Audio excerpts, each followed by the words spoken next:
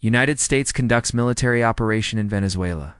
Reports capture of President Nicolas Maduro in a dramatic escalation of long-standing tensions. The United States military conducted airstrikes in Venezuela on the morning of January 3, 2026.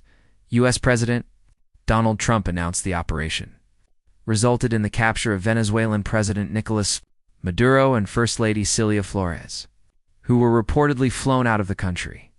Here is a summary of key developments. Date of operation: January 3, 2026. Nature of action: large-scale airstrikes on military and government targets in and around Caracas, alongside a ground operation for capture. Main U.S. justification: combating narco-terrorism and executing U.S. criminal charges against Maduro, who faces a $50 million U.S. bounty. Venezuelan government status: Maduro's capture announced by U.S. Venezuela demands proof of life. Constitutional successor is Vice President Delcy Rodriguez. International law concern action violates UN Charter. Principles of sovereignty and territorial integrity. Draws historical parallels to US captures of Manuel Noriega, Panama, 1990, and Saddam Hussein, Iraq, 2003. Operation scope and Venezuelan response: the attack, involving low-flying aircraft, reportedly targeted key sites in Caracas, including the Fort Tuna military base, the Miraflores Presidential Palace, and the Federal Legislative Palace.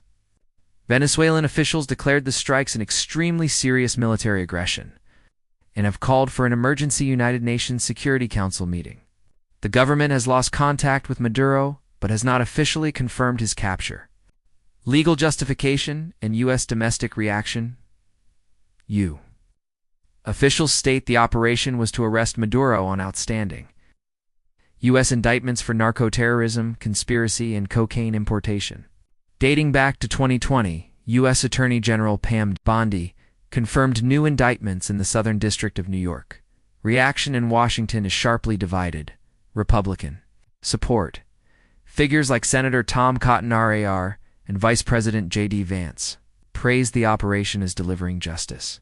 Democratic criticism: lawmakers like Representative Jim Himes, DCT, and Senator Andy Kim D&J condemned the action as an illegal, unconstitutional act of war without congressional authorization. Decades-long tensions, from sanctions to strikes. This military action is the culmination of over 2 decades of deteriorating relations between the U.S. and Venezuela, primarily centered on Venezuela's vast natural resources and governance. The timeline of key events: 2006. First U.S. sanctions under President George W. Bush. 2019, U.S. recognizes opposition leader Juan Guaidó as interim president. Imposes full oil embargo on Venezuela's state oil company, PDVSA. 2020, U.S. indicts Maduro on narco-terrorism charges. Offers $15 million Australian dollars reward, later raised to $50 million in 2025. August 2025, U.S. begins a major military buildup in the Caribbean, citing drug interdiction.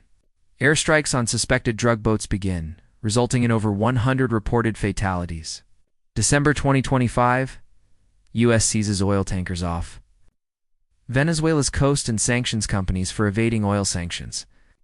January 3, 2026, airstrikes on Caracas and reported capture of Maduro.